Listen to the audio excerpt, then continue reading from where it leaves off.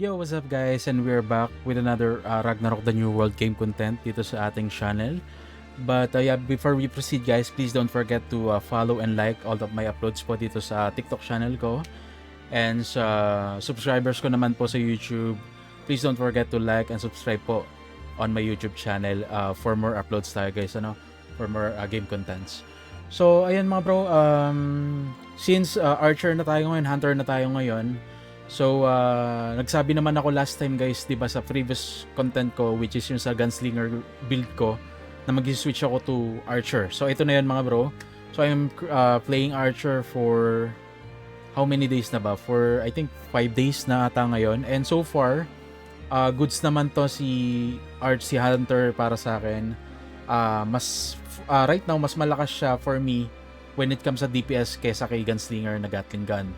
So, I believe marami nag-aantay na to. May mga nag-message din sa akin na gawan ko daw siya ng build ko, ng own build ko. Kasi, as you can see guys, yung sa mga nakasubaybay po sa previous na mga upload ko, yung mga guild league namin doon, nagtatap DPS ako guys, nagtatap killer ako doon, nag-MVP ako.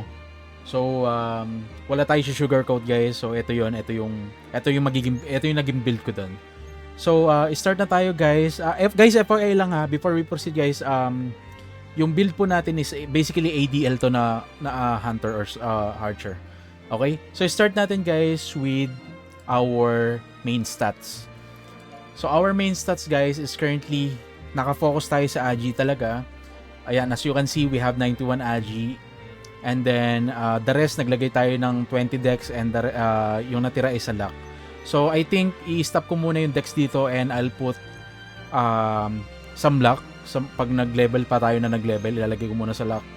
Kasi, mahalaga guys yung luck, hindi lang sa crit. Kasi, it requires din siya sa Falcon talaga. Which is etong sa ADL na build natin. So, ayan guys, we have 91 AGI, 20 dex, and 18 luck. So, kung ako tatanungin nyo, maglalagay muna ako sa luck. Lahat ng magiging skill points ko, ilalagay ko muna sa luck, guys. Okay? Pero you can try din, if mataas naman yung AG nyo, yung base AG nyo, pwede kayong mag-adjust. Pwede nyo gawing 70 AG lang, and then dex, and then luck. Yung luck siguro at least 40 luck, and then the rest is dex. Yung dex kasi, guys, it will give you, range P attack. And then yan, may heat para anti-miss. And meron din naman siyang increases attack frequency na parang sa AGI.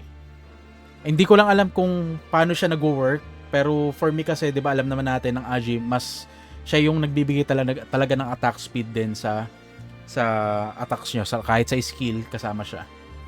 So yan guys, yan yung pinaka-raw natin na stats. And then kung makikita nyo dito, we have 187.66 na attack speed. Eto guys, I believe mababa to eh. Feel ko mababa tong 4.05 na to. Yung isa, iba kasi sinasabi nila sa akin nasa 5 point something na daw sila. So I don't know kung paano siya nag-work. Baka kulang pa ako sa dex. So I think i-workout ko din yun. And then we have 1.5 attack guys. And then yan, kung makikita nyo yung ano natin, yung crit natin mababa pa. Pero that's fine, that's normal. Sa level natin ngayon. And then, tapos na tayo sa stats, we're going to our skills. So, yung first of skills natin guys, basically we have the double strafe level 10. Kailangan nyo yan. We have the All's Eye level 10, which is, it will increase dex plus 20. And then we have the Vulture's Eye. Ito guys yung mahalaga, pati na tong attention concentrate. Huwag nyo kakalimutan yan. Okay? Ayan, basahin nyo na lang yung description niya. Basta yan yung mga lalagyan nyo sa first job guys. Double Strafe, All's Eye, Vulture's Eye, and Attention Concentrate. Okay? And then sa second job natin guys is we have the Blitz Beat. Isa to sa main skill natin guys. So wag nyo kakalimutan. And then ayan, basahin nyo yung ano niya, kaya kailangan natin ng luck guys. Is every 3 luck kasi increases the trigger chance by 1% up to 45%. So, mas mataas ang luck nyo, mas better. Okay? And then, we have the Beast Pain na nag-increase ng raise damage bonus versus Brute and Insect. Basically, sa mga monsters to. Okay? And then, Arrow Mastery guys, we have the Arrow Mastery level 10. And then, guys, dito sa Arrow Mastery, pwede nyo siyang paghatiin muna for the meantime. Pwede nyo gawing level 5 to, Arrow Mastery, and then level 5 tong Steel Crow. Kasi Steel Crow din guys, pampalakas kasi siya ng Falcon. So, syempre, mas malakas mas mataas yung level ng Steel Crow, dagdag damage siya sa Blitz Beat. Okay? And then, lastly is the Progressive Shot. Kailangan to guys, isa to sa main skill din talaga na sobrang magbibigay sa inyo ng malaking DPS. Okay? And then, optional na lang siguro mga bro, kung PvP player kayo, kung meron kayong preset dyan, maglagay kayo ng detecting. Anti-assassin yan, para makita nyo agad sila. And then, yeah, I think that's our skill for the second job. And then, items. So, basically guys, here's our items. So, as you can see, meron na tayo mga plus 11 na rin. Kulang na lang itong si Manchu and si Shoes. So, itong, yung armor natin, tsaka yung dalawang accessory natin, luckily na one tap natin sila pare-parehas kaninang umaga. So, sabi ko nga yun, 25%, parang 100% kanina guys. Sobrang, isang pindot lang talaga, success agad. And then, hindi ko naman guys sinasabi na free to play ako. Semi F2P tayo dito guys kasi basically may mga in-spend na rin naman tayo sa game. Hindi naman tayo yung purely 69ers lang talaga. So, ang in-spend natin guys is basically itong Wonder Tour. Kumuha tayo nito ng yung tig 600 lang ata yun. Yung basta yun nandito sa left side, hindi yung deluxe. And then, bumili tayo ng ano ba yan? Yung parang dito sa saan ba yun? VIP Pass Matic meron tayo yan eh. Monthly Pass ba yun? Ito. Kumuha tayo nito guys. Kasi mahalaga din siya guys. You will get 188 Starstones bound na crystal. Kahit na bound, malaking bagay siya. Pwede ka makabili ng mga kung ano sa shops. Tapos for I think for a month, makakakuha ka ng daily na 188 Starstones. Okay? Yun lang yung kinuha natin. Hindi natin kinuha tong isa, guys. And then, wala din akong privilege pass. FYI lang. Never pa ako kumuha ng privilege pass. Okay, that's it. And then, sa items, going back sa items, guys. So, yun sa mga cards naman, mga bro, lagay nyo na lang tong kung ano yung available nyo lang. Kasi alam naman natin na mahirap pa yung card sa game. And then, yeah, we have the Angel Wing kasi it will give you attack plus 30. So, dagdag base stats to, base attack to. Kung ano na lang guys ang pwede nyong, kung ano lang yung card na pwede nyong ilagay dito sa headwear. Same as sa facewear guys and sa mouthwear. And then sa armor, I only have, special skill ko is speed damage reduction. Pwede nyo siyang palitan pag magbobosan kayo. Pwede nyo palit yung parang pang boss, pang monster sa chuchu. And then nakaset tayo ng Gale Robe guys na level 56, 55. And then yung cards natin dito mga bro is we have the Rocker and Steel Chonchon. Kasi ito lang yung meron tayo as I've said. Kung ano lang yung available nyo sa ngayon, yun na lang muna gamitin nyo. Kasi nasa mids pa lang naman tayo guys. Wala pa tayo sa exciting part. So, currently, lahat ng players ngayon, talagang total grind talaga. Dailies, weeklies, yun lang. Bihira ang PvP ngayon. So, ayan. And then, makikita nyo enchants ko kung ano lang din yung available, guys. Kung ano yung pwede nyo ilagay. Beat, Def, and HP. Okay? And then, sa weapon natin, guys, ayan, we have the Royal Hunter Bow na red weapon na merong Taurus Edge na special skills to increase your attack. And then, luckily, nakakuha tayo ng Link Arrow na special skill din na yellow. So, goods na good siya para sa atin.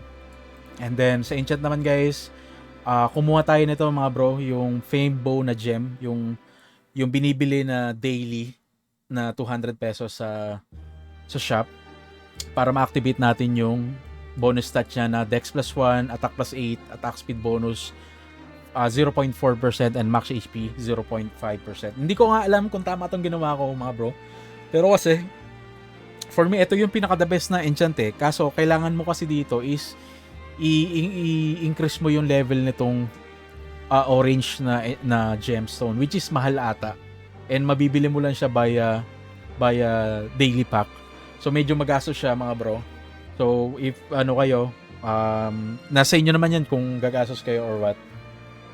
So ayan guys, and then sa accessories natin, guys, FYI ang skill ko dito is Link Arrow dito sa bow ko. And then dito sa isang accessory natin is Vulnerable Arrow. Kasi ayan, makikita nyo naman, when both skills or attacks hit the target, leaves an arrow, and each arrow increases damage taken from the source by 2%. And then nag-stack siya ng 5 times.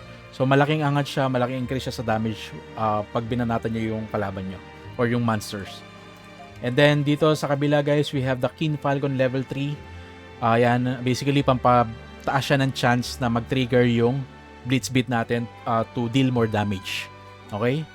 And then, ayan, as you can see, we have the, ano lang din, yan yung, ano natin, yan yung enchant natin sa kanya. Same as dito sa kabila. Okay? Kinuha natin yung range speed damage and at the same time, meron kasi siyang attack speed bonus. So, FYI lang mga bro, when you're building your ADL archer, get attack speed as much as you can. Kasi sa attack speed siya, sa ngayon guys, sa attack speed kasi siya nakabase talaga. So kung manonood din kayo ng other na contents and other yung mga magsasabi sa inyo, sasabihin sa inyo mag pure attack speed muna mag pure agi muna. So ako kasi mga bro, konti pa yung mga agi ko talaga kasi yan, as you can see, wala akong yo-yo card dito. Dapat dito yo-yo card kung kulang kayo sa agi, and then isang orc archer. I forgot kung ano yung bigay ng orc archer. Ano ata yun? Increase double strafe damage ata. Pero yun nga, kung makakuha man kayo ng cards, I suggest isang yo-yo and isang orc archer card. Or you can do 4 yo-yo cards sa dito. Meron lang tayo isang yo-yo card dito and then the rest puro Zerom na for decks. So yun lang kasi guys yung available natin sa ngayon, and hindi naman din ako bumibili sa trade ng mga cards for Zenny. And as you can see, wala akong Zenny. Kasi inuubos ko siya guys sa rune, sa pag-fuse ng runes and sa refines. Okay? So ayan mga bro, yan yung items natin right now kay Hunter. And then actually this is the same cards din na ginamit ko. And as you can see, I have the Mutant Dragonoid card, kung ano lang available talaga sa akin. Yung sa mga freebies na PvP ko like sa Guild League and yung sa Ancient Ruins na upload ko kanina, eto lang din guys yung cards ko doon. Wala akong anything doon, wala akong pinalitan dyan na yun kasi sabi ko nga sa inyo, wala pa akong card, wala akong Skeleton Archer, wala akong Hydra, wala akong Minoru sa ngayon. So ayan, makikita nyo naman kung ano-ano lang yung card natin dito guys. Pero kita nyo naman, nagagamit natin siya ng maayos. Nagpe-perform tayo ng better sa mga wars namin. So, yun, shoutout nga pala sa lahat ng supporters ko guys, sa TikTok and sa YouTube ko. Thank you sa mga comments nyo guys. Thank you so much. And then kanina mga bro, yun nga yung mga relic kanina, makakuha tayo ng kung ano-anong relic lang naman yung mga napulot natin.